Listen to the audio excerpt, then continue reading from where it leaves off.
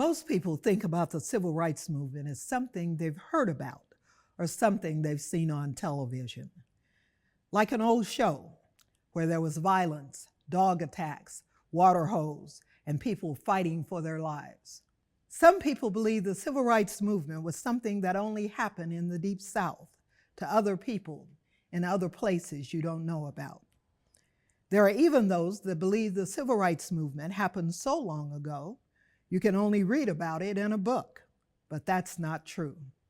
The civil rights movement, which was mostly nonviolent, didn't just happen in the Deep South or in places far away. One of the most significant events in the civil rights movement happened in the state of Oklahoma in a protest that ultimately changed the nation. That event was the Oklahoma City sit-in movement, led by Clara Luper, a local school teacher, and a group of her students. Oh, we went to New York City, and they said a little bit of freedom is a dangerous thing, and it is. On the way back, we came back through the South, where we faced the same age-old discriminations as we did before we left Oklahoma. And you must realize that most of the kids, 98% of them had never left the state of Oklahoma. And some of them hadn't even gone to Oklahoma City. You know, you have went to these, passed by these places, and you didn't think about ordering a hamburger because you knew the rules. The rules say you cannot go into this place and sit down and have a hamburger. I remember that a lot of the name calling, and then we had to be quiet and, sit, and if someone called us out our names, we weren't supposed to answer. Just smile and sit still. I think probably the cohesiveness, the collective mind thought that it was time for change and that we had to work as a group to make that happen. I begged my mother and dad before they gave me approval to give me permission to go with Miss Luper to picket downtown. I believe part of it was because Miss Luper was our champion. And if someone were to mistreat us like that, she would have definitely not been quiet about it. There's a whole lot of these young people now don't have no idea the price that all of us paid. I sit in the back of the bus. I worked in restaurants where I couldn't eat in front. I was a bus boy. I was wash dishes. I had the experience of going to drinking from colored water fountains and going to colored restrooms and all that type of stuff. I went through all of that. Yes, I was a part of the Minuteman Commandos. I never was an officer in that organization, but I was a participant. And the Minuteman Commandos' role was that we were, I guess, the vanguard during the sit-in movements. We would walk on the outside to make certain that no aggressive person would harm us. And as a result of being a part of the sit-in movement and realizing that we had to fight for a right that was naturally given to other people or non-people of color was a challenge that I really was excited about being a part of. But I don't think the majority of us understood the historical impact that we were making.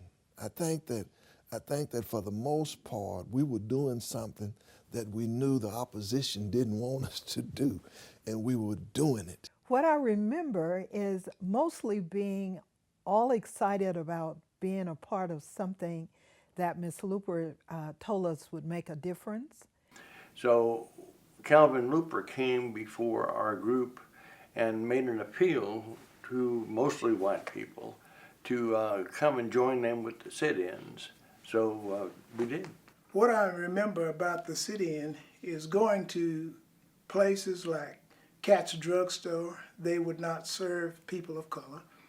going to John A. Brown's, they would not let you come in and purchase clothes. I think we had about one or two situations, and I think it was at Adair's where there was a Caucasian man that was there and he had a chimpanzee. The man sicked the chimpanzee on us toward Maryland, and my cousin knocked the chimp out. Was I ever afraid? I think I was too naive to be afraid. And I was, even though I was only the age of 12, the thing that made such an impression on me was the amount of courage that it took for her to do what she did. And I don't even think that many of us as children realized then the danger that we were all facing, particularly Mrs. Luper. If you mention Rosa Parks, most people would know right away you're talking about the black woman who was arrested for refusing to move to the back of the bus and give up her seat to a white man in Montgomery, Alabama. It was also the first of a series of events that prompted a year-long bus boycott led by Dr. Martin Luther King Jr., and eventually to the abolishment of racial segregation on public buses in Alabama. This event was considered the beginning of the Civil Rights Movement in 1955. There are some that say the Civil Rights Movement was actually sparked by the Brown versus the Board of Education decision in 1954, which overturned the separate but equal status in most of the southern states. The separate but equal doctrine established by Plessy versus Ferguson decision gave legal approval to the Jim Crow laws and constitutionally allowed racial discrimination and segregation between the races for years.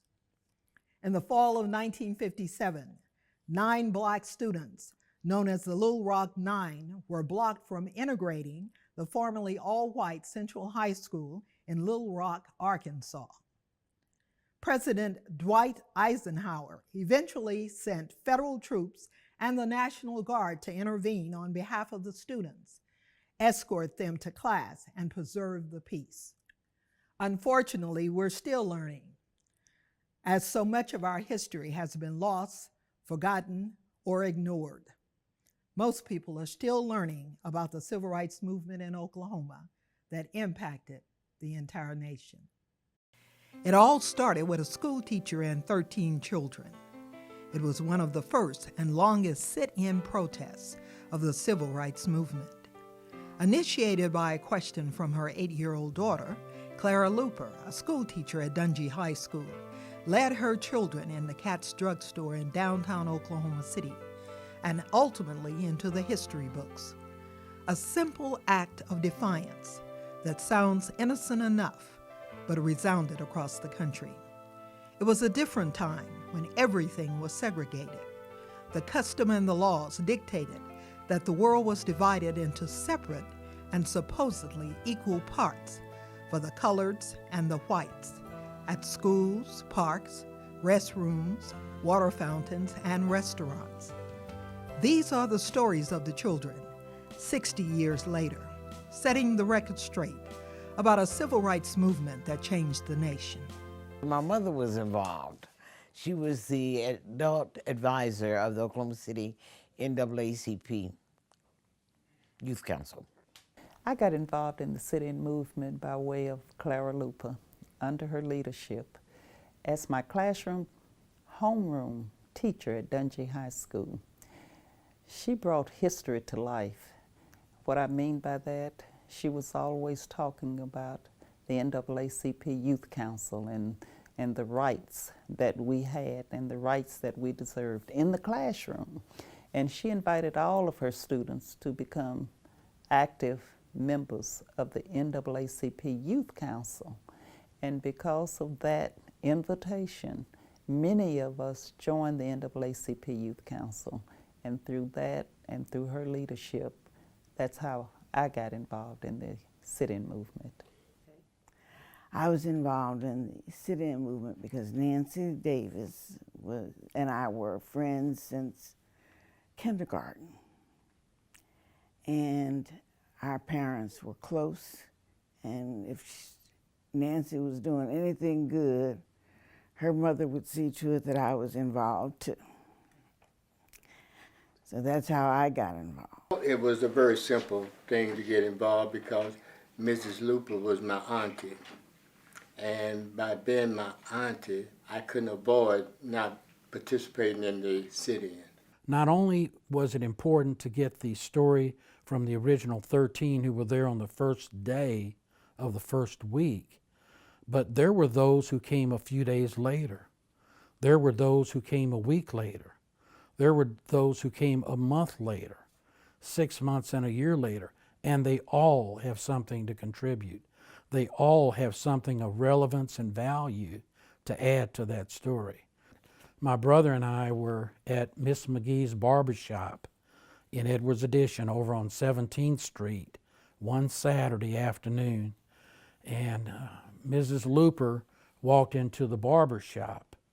I had never seen Mrs. Luper before, but I remember just as if it were yesterday, Mrs. Luper walked in and wanted to know if there were anyone there who would like to volunteer for the youth council.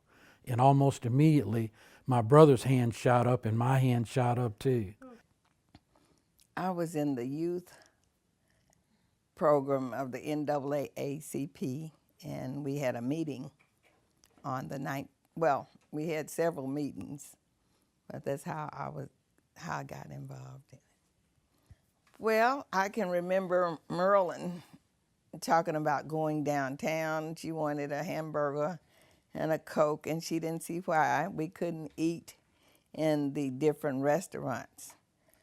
But I tell everybody my little world was just around the schools that I went to. I was raised in Carverdale Addition, and so I didn't know a whole lot about going downtown. My grandmother raised me, and in other words, she would buy my clothes and bring them to me, and my shoes. She would measure our feet she'd take a string, measure it, and bring the shoes back. So I didn't have any experience of going downtown. Actually, it was in the between the summer of my freshman and sophomore year. I lived on 18th Street right off Prospect, and Bob Lambeth and Jerry Miles lived on 19th Street.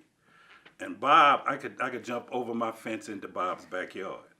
And Bob, of course, was real good friends with Calvin, and he was already involved in the NAACP movement at that time.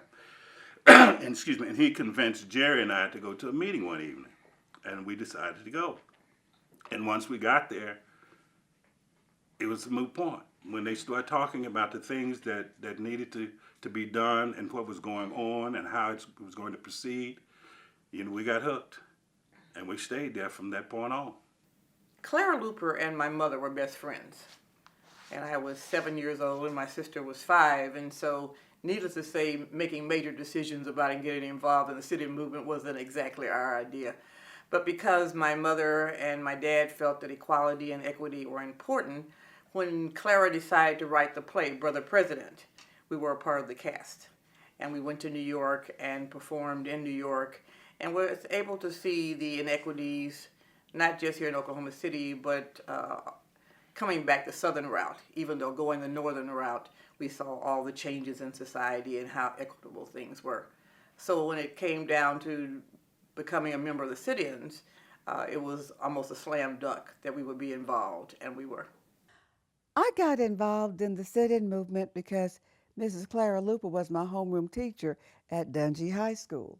And she was also my social studies teacher, and that was right after the sit-in movement had begun. And we were in like 7th, 8th grade, and she was all excited about it. So not only did we hear about the sit-in movement downtown in Oklahoma City in homeroom, we also heard about it during our history period because she taught us Oklahoma history and social studies. So we were forever getting everything that had to do with human rights and segregation and injustice. And then she started talking about she wanted us to be involved. And being out there in Spencer, Green Pastures, the Dungy district, getting to Oklahoma City was not anything that our parents did for us very often. Being the oldest, I was always home babysitting my brothers. So when she started talking about wanting the kids from Dungee to come and be a part of the sit-in movement, my mother first said, I don't know. And then finally, because Joyce and some of my other girlfriends' parents were saying, okay, my mother said, okay. So that's how I got involved in the sit-in movement, with little background and the help of my friends. I was part of a youth group, and part of the methodology of that particular youth group was you had to be single, which attracted me quite a bit as a single young person. And you also had to go through a process called observe, judge, and act. Observe what's going on in society around you, figure out or judge what you can do to help resolve the problems that you face as a society. And then once you figure out what you can do, act on it. Well, the way that I become involved in the sit-in movement, as growing up, I saw many times that people could go into restaurants and go into cafes, and people of color were not allowed that opportunity. And I just wondered, because people of a certain nationality could go in, but people that looked like me and other people could not go in there. And I was wondering why. I was small at the time, but another thing that stand out in my mind is I lived in the Edwards Addition area, and where the 23rd Circle is, there was a place called Black Hawk Park. And I loved to swim, but I would go to the fence and they would say, you can't come in. And I wondered why. And I visited with my mom and she shared with me why I was not able to. And then I had several friends who were involved with the NAACP, and they shared with me the good things that the NAACP were doing and that I could help make a difference. So I became involved with the NAACP as a youth. As everybody know, that the sit-in movement commenced here in Oklahoma City. Started here in Oklahoma City in 1958 and spread it across our state and across the nation. And so I was a sophomore student at Langston University when the sit-in movement started here in Oklahoma City, and how I got involved in it. It was just a matter of hearing about what was happening in Oklahoma City. And I was in Miss Luper's class, in her history class, and Miss Luper told us about the NAACP youth group, and so I got involved in that also. And when she mentioned to us about going downtown and being a part of the sit-in and about the sit-in, we thought, wow, okay. So I talked to my mother and my daddy about it, and my mother said, oh no, my daughter might get hurt down there. And she didn't want me to go, and because daddy said, let that girl go. Let that girl go down there. Miss Luper is not going to let them get hurt. But my mother finally agreed that I could go, as long as Miss Luper did not get me locked up. And so that was the parameters. I saw us as a people doing something. I felt us as a people doing something together that I hadn't experienced as a young man, and I liked it. And so we just kept on, and with demonstration after demonstration, and we became more closer knit. The young men that I worked with, that I demonstrated with, as well as the ladies, we became like a family. We would meet at Miss Luper's, and she would have a big pan of beans and cornbread, and we would talk, and it was just something that really became a part of me. And I'm still demonstrating. Actually, I got involved, well, my parents, I must say, really resisted in the beginning. And after much pleading and begging and cajoling, and they relented. And then I also have an aunt who worked with Mrs. Luper. She taught with Miss Luper out at Dungee. So she was influential in their decision to let me do it. And when I heard what they were doing, it was a thing to where I thought it was a good cause because I was a young man, very young. And I just decided I would just try to get involved and see what they was doing. And I heard about the situations that they was dealing with downtown and whatever. Tuesday, August the 19th, 1958, is one of the most important dates for African Americans throughout the entire United States of America. It was the day that the NAACP Youth Council in Oklahoma and their NAACP advisor, Clara Luper, made the decision to walk into the Katz drugstore in downtown Oklahoma City and ask to be served. Prior to the Civil Rights Act of 1964, business owners could deny service to African Americans simply because of their race. It was the sole right of business owners to serve or deny service or set conditions for service. Conditions such as standing in a line labeled colored, where you had to wait until the white customers were served, or purchasing food but not allowed to eat or drink in the store or restaurant. You could not sit at the tables and chairs or sit at the lunch counter on the bar stools and eat a sandwich or drink a soft drink. Those conveniences were reserved for whites only. I begged my mother and dad before they gave me approval to give me permission to go with Miss Luper to picket downtown. They were afraid of our welfare, my welfare, and of course, eventually, I think I wore her down, my mother, and she gave me permission. It was like, Mama, you don't have to worry, we'll be with Miss Luper. And growing up, saying Miss Luper was a magic word. Anybody who knew Miss Luper, you had to be obedient to whatever it was she had you doing.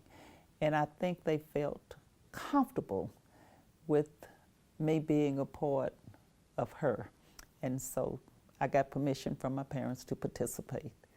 I remember that it was the enthusiasm. I remember the excitement around doing something that everybody was not doing. Those are my most vivid memories, and the songs that we sang. We had the opportunity to go to New York City. This is the changing point of history, as far as I'm concerned, in Oklahoma City. Mom taught out to Dungy High School, which is located in Spencer, Oklahoma, better known as the country. And she'd written a play called Brother President. The youth director of the NAACP, Herb Wright, was here in Oklahoma City and had an opportunity to look at the play.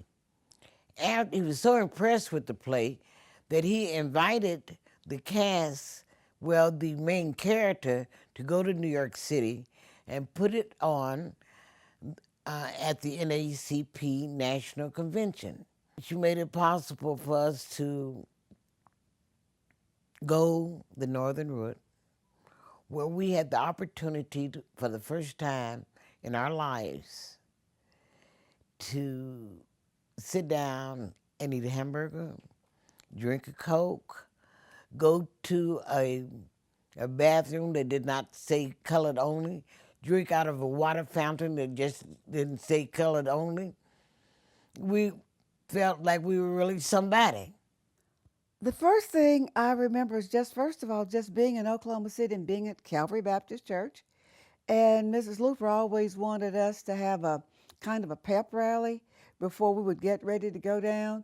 And so she picked Joyce and Marilyn and several of us, and we would all get up and sing those freedom songs to get the crowd all hyped about it. And then she would come and talk about what our mission was. And then they would give us this real stern speech about nonviolence, regardless of what they say or do or how they look, don't say anything, which made you feel kind of scared, as to what was going to actually happen, because those first few days, we really weren't sure of what was going to happen because of things we had seen happen. And so with that, we were always kind of fearful, but then deciding it was going to be a challenge. And then we would sing a few more songs before we would leave Calvary, and then we would leave out of the church, going down the sidewalk down to Oklahoma City, singing, or getting in the car wherever we were going, and we'd be singing. So therefore, then it kind of gave us a hype to get ready for what was going on. And it was really a challenging and an interesting period in my life. I think probably the cohesiveness, the collective mind thought that it was time for change, and that we had to work as a group to make that happen. It wasn't about me or about Mrs. Luper or any of the other teenagers. It was everyone deciding that it was a change. And since we had gone to New York and saw how things were there, we knew that things could be that way here in Oklahoma City, and it was time to take action. I started working downtown at the main library, and one of the waitresses worked at the library also, but I did not remember her face at the time. But when she retired, she called me over to her house and fixed me lunch and everything. And she told me about being one of the waitresses at Katz, and that she was sorry that she did what she did. The things that we were taught by the NAACP council leaders, those were things that I think that have carried me all through the rest of my life. Because the male role models that we had at that time, the Dr. Dowds, the A. Willie James, and the Melvin Porters, those individuals instilled in the male youth of that time, the things that we needed to know going forward. Ooh, the viciousness of the people we encountered, it was just unreal. I think we formed the term PTSD back then, because some of the things that we ran into were just vicious and hateful and scary.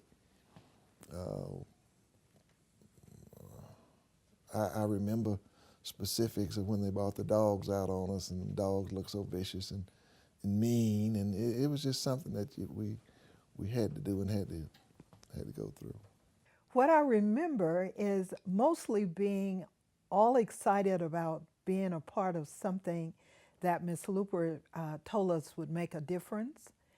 And because I was kind of bashful during those days, she always made you feel special.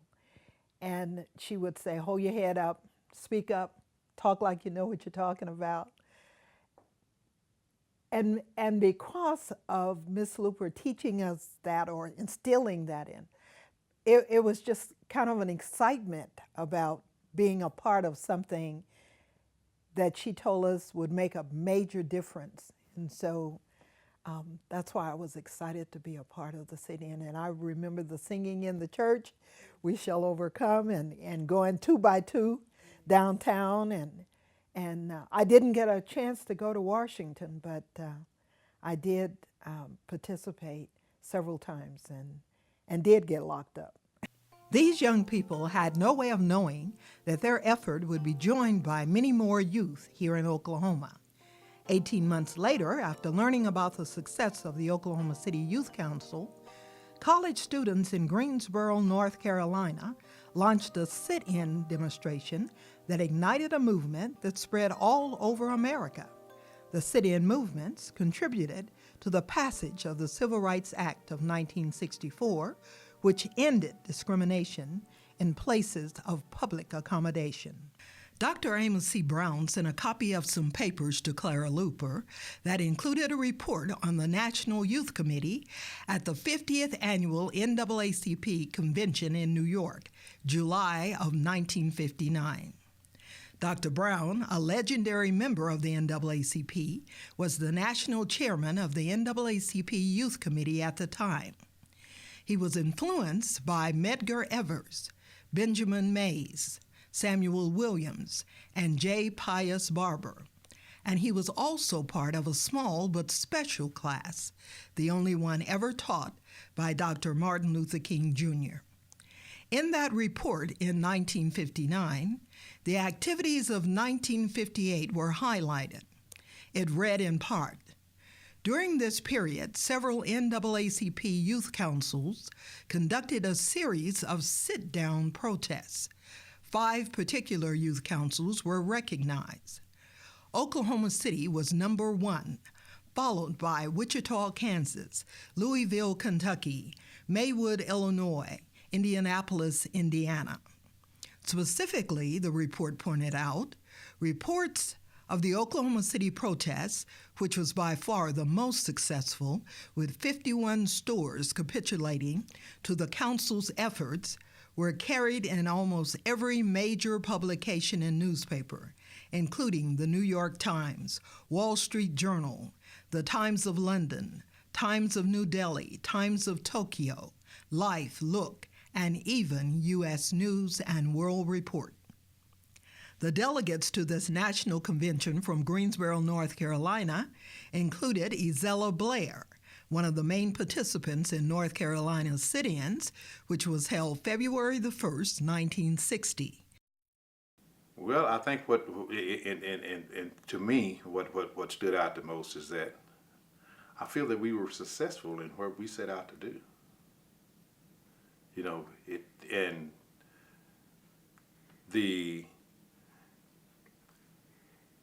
I would say the successes that we had seemed like every place we went, we didn't have to demand very much.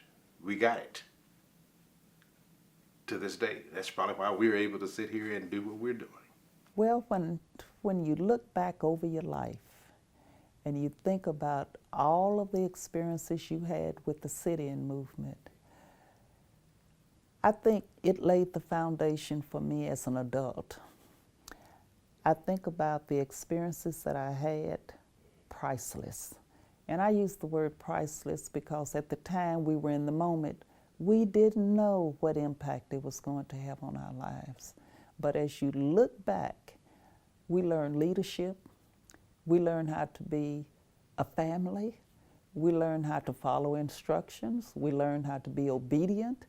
And you look back and some of those same qualities that we had as children, we carried over into our adulthood.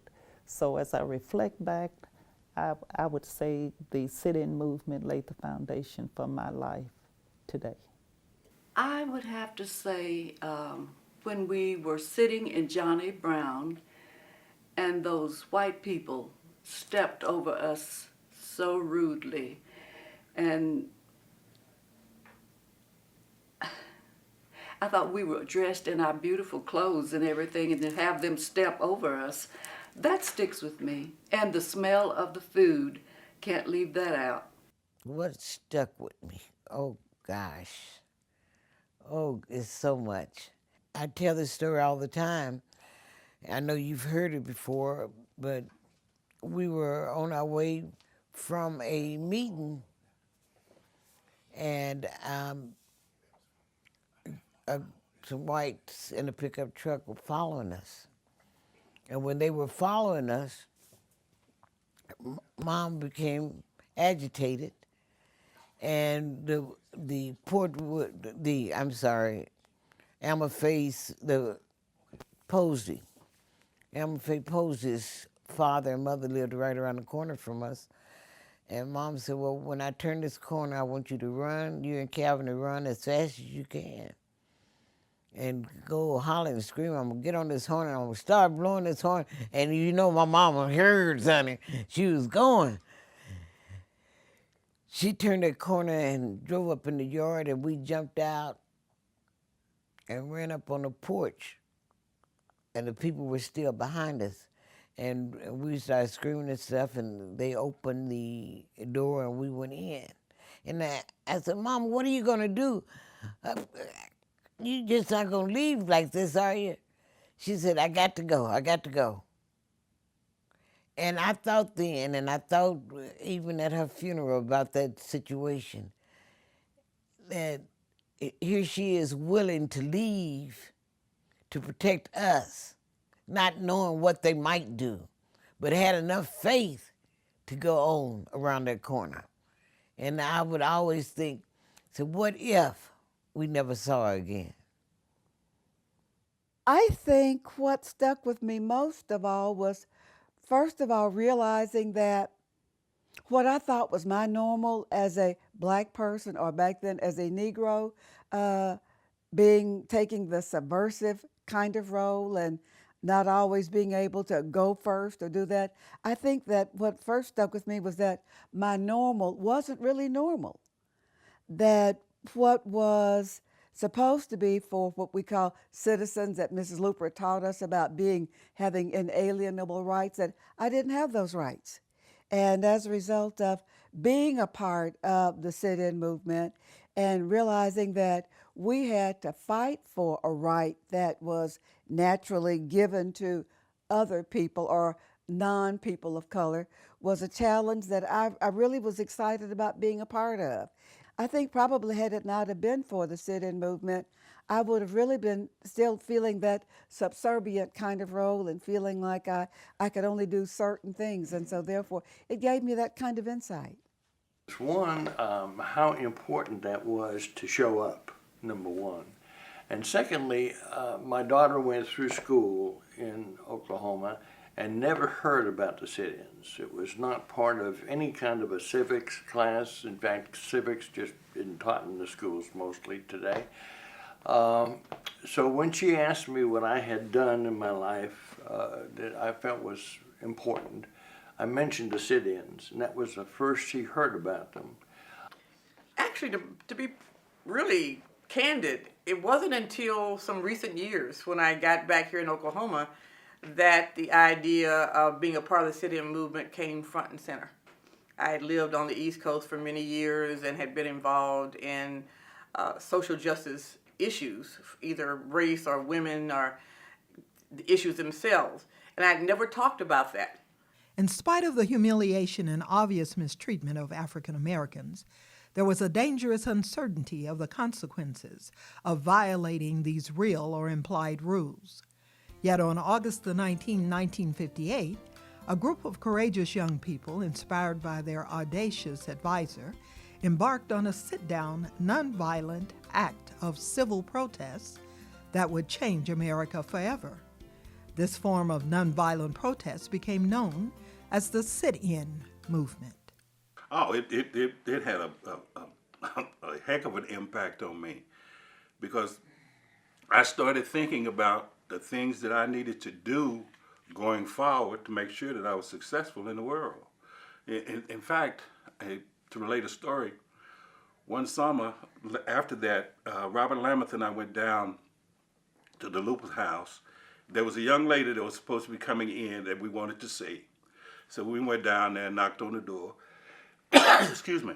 And Miss Luper answered the door, and we asked for this young lady. And she said, well, they're up in Northeast swimming. And I blurted out, see, I told you we should have gone, you should have went swimming. Miss Luper stopped me immediately and said, we should have gone swimming. And I've never forgotten that. That has stuck with me all of these years, and it also made me conscious of how to talk and what to say and how to say it. I think, first of all, it made me aware of my community, my environment, the people with whom I had to interact with. It gave me permission to do a lot of things that I didn't really think that I could do. I think the impact gave me courage. It empowered me. It made me feel emancipated to the point that whatever I thought was my destiny, if I were willing to pursue it, I really could. Well, I ended up working down to the main library, and I got promoted to be a children's librarian.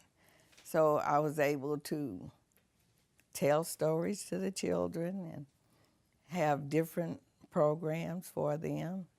And also with my grandchildren, I was able to try to teach them what I had learned. a great deal of a big impact, not just because I was a part of history and that I was a part of a group of young people that made history, but the skills and the tools that we were taught as a part of the NAACP Youth Council and the sit-in movement were important. For example, team building, public speaking, critical thinking, writing. All those were things that we were taught as young children as a part of the sit-in movement. And so when people think about, well, wow, you were just a little kid, could you remember all that thing? Learning how to organize. And people are now getting paid big dollars to teach people how to organize. And those were things that we were taught as children, 1958. It had a great impact. I think it stands in my mind two things that Mrs. Luper shared with me as I was younger.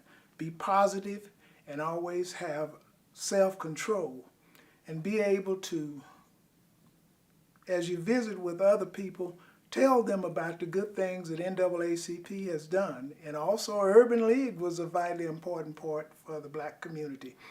And I share that with people, and I like for them to be, not only that, they need to be registered voters. It's very important that we as a people of color vote. It had a major impact on me. I eventually ended up working in the television business. I ended up getting my degree in broadcasting and communication, all because of having been involved in the sit-ins. I was able to speak up, hold my head up, and speak like I knew what I was talking about because of being involved with the sit-ins. And it kind of sparked a fire inside of you, because I tell people today that even though I'm many years older, inside, in your brain, inside, you're still that kid that you still feel that emotion. And when you see people being misused or mistreated, you still want to be out there on the front line trying to make a difference. The NAACP Youth Council advisor instinctively felt that young people could be disciplined enough to follow the example of Dr. Martin Luther King's strategy of nonviolent civil protests. She found fertile ground in her classrooms, her church, among her friends and social organizations. Clara Luper and the Youth Council recruited everywhere they went. Well, I'm just proud that I had an auntie that felt like that we were going to solve this discrimination. The one word that I think describes the sit-in movement for me would be commitment. I really think that's important, and I want to see it rise up and take over. At that time, it was freedom. And at that time, it was freedom, freedom, freedom. And I repeated that 3 or 4 times sitting here. But it was a lot of times, a lot of us didn't really know what freedom was about. We was just told that we were not free, because we're not free today, in my opinion. And we're still fighting for it. You know, it's not like something that's for someone to sign a book or sign a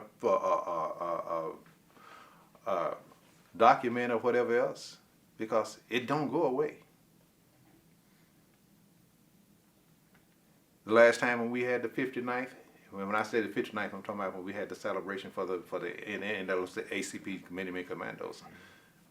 I kind of felt like, and we're still here. And we're still trying to do the same thing. And the strength was in the room. But outside of the room, I didn't think it existed. Priceless. I valued every experience I had with the sit-in movement.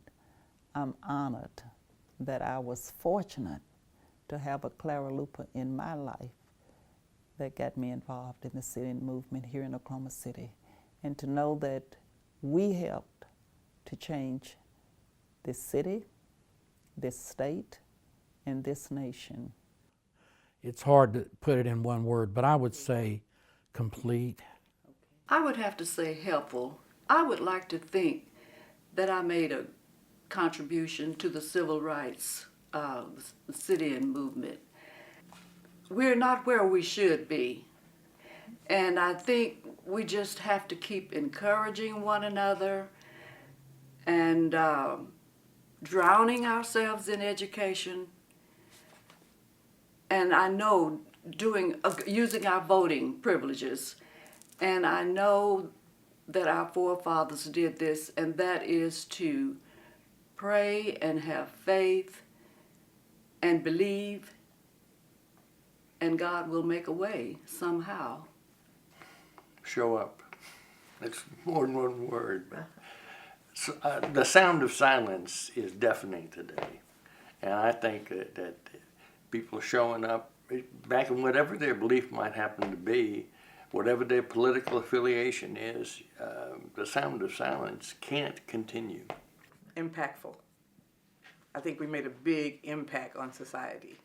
And even though it's now 60 years later, the tools and the skills are things that people are embracing now to be able to move things forward, whether it's the Me Too movement, whether it's Black Lives Matter, whether it's a number of things. And people are looking back at the civil rights movement saying they did it, we can do it.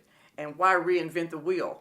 They've got the blueprint on what made a difference in society. Let's go back and pull some of that knowledge to be able to make change today. Believe. Believe. Believe in the possibilities. If it didn't work, it wouldn't be because we didn't try to make it work. We believed that if we kept doing the best that we could, that things had to change. We didn't think we had all the answers, but we believed that if we would try to do what we thought was right to do, and we kept God first, that it would be okay. And even as a teenager going to Douglas, I would walk into a classroom. It was insulting because I had teachers that would say, oh, here comes sit-in, squat-in, lay-in Luper. And everybody would have a big laugh out of him.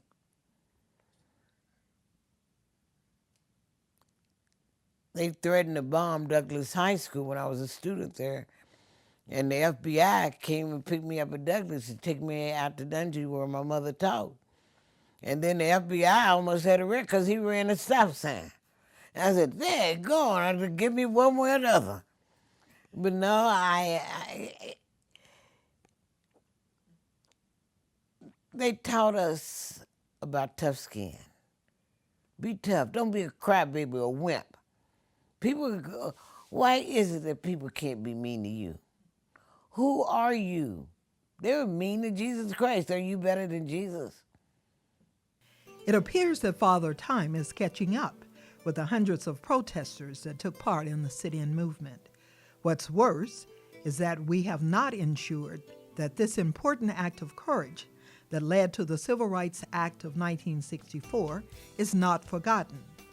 It is imperative that we correct the record and that we pass it on to our young children. If we fail to make this transfer of knowledge in a few years, the story of Clara Luper and her children may be lost like so many other civil rights giants. Had it not been for the many hundreds of youth and willing parents that committed their time and courage to join this movement, many things that we take for granted would be very different. And how you could go downtown and just spend money, but you could never be treated fair and equally. And I remember how insulting that was to the core of my heart, to be treated that way. Clara was not out there to be famous. She had no intent. No, she wasn't trying to be successful or anything. It was a movement that she knew in her heart was right. We were a group that was trained to take all the embarrassment, all the name calling, and still survive. But at that age, we didn't know we would be talking about this in 2018. And you have to know a person. Just saying that you don't like them, you don't know whether you like them or not until you get to know them. And I'm glad that I did participate. Because as we grew, the impact of the civil rights days grew with us. The things that we learned, the character that we developed, it grew. And it just didn't stop when we stopped demonstrating. That sensitivity just kept growing on the inside. And it's still growing, it's still pushing me. Once they saw that we were proud children and proud to do what we was doing, and they knew that somebody had to fight the fight. And if you want to go do this, go ahead. The thing that stuck with me is Mrs. Luper. She comes to my mind when you say NAAC because she played a vitally important part. She was a very, as I said, unique and interesting lady. Mrs. Luper, two things that she shared with the group is always be positive and have self-control. That is why even today I have such deep respect for Mrs. Luper, because she did things that many of our parents were really fearful and afraid of doing. And she did that. But our parents should also be given their due and thanked as well, because they allowed us children to be involved in that cause. And that's the one thing I'll never, never, ever forget. And I think we just have to keep encouraging one another and drowning ourselves in education. And I know using our voting privileges, and I know that our forefathers did this, and that is to pray and have faith and believe, and God will make a way somehow. They bring back lots of memories, and just the fact that we were young kids, and that was so impressionable. And I think that we set an example for the world, really, because we, like I said, I didn't realize until we were much older the impact that we actually made on the whole world, not just Oklahoma City with the sit-in movement, but it moved a whole nation of people. The sit-in movement for me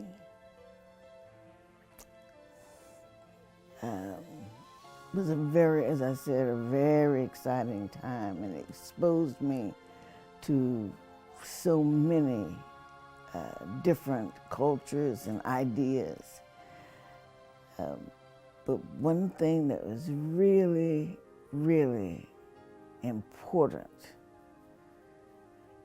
to me is that one man's tyrannus is another man's freedom fighter. I don't ever want to forget that.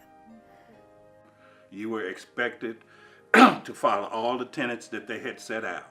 I'm talking about the nonviolence, the non-aggression, and those things. And those things still carry on with me to this day. It changed me quite a bit from an observer of society to an activist within society. Everybody has to use their own compass and march accordingly, so to speak. But I think that showed me the importance of just showing up. All the times that I lived in Washington, D.C. and New York, did I ever talk about being a part of the sit-in movement. But when I came back here, people did not let me forget that how important it was. History did change because at one of the national NAACP conventions, they recognized that the first sit-in recorded took place in Oklahoma City. And when the word came back to all of us that we were getting recognition that Oklahoma City led the way in the sit-in movement, we were quite happy about that. I think the whole sit-in movement just really, as I said, empowered me to think beyond and outside of the box, that whatever I wanted to do, I could do it. And so even after the movement was over and I got to look at some of the things that were happening, it kept me with the whole idea that anything is possible. And I don't think that without the sit-in movement, I could have had that kind of dream. It's now been more than 60 years since Clara Luper, a local school teacher, marched with her children of the NAACP Youth Council to Katz Drugstore in downtown Oklahoma City, an action that initiated the first and longest nonviolent sit-in movement in the country. This was a part of history in the civil rights movement that started with a play, A Trip to New York City, and A Little Taste of Freedom, an event that opened the eyes of the children, changed their perspective and possibility that they too could live in a world without segregation and racial discrimination.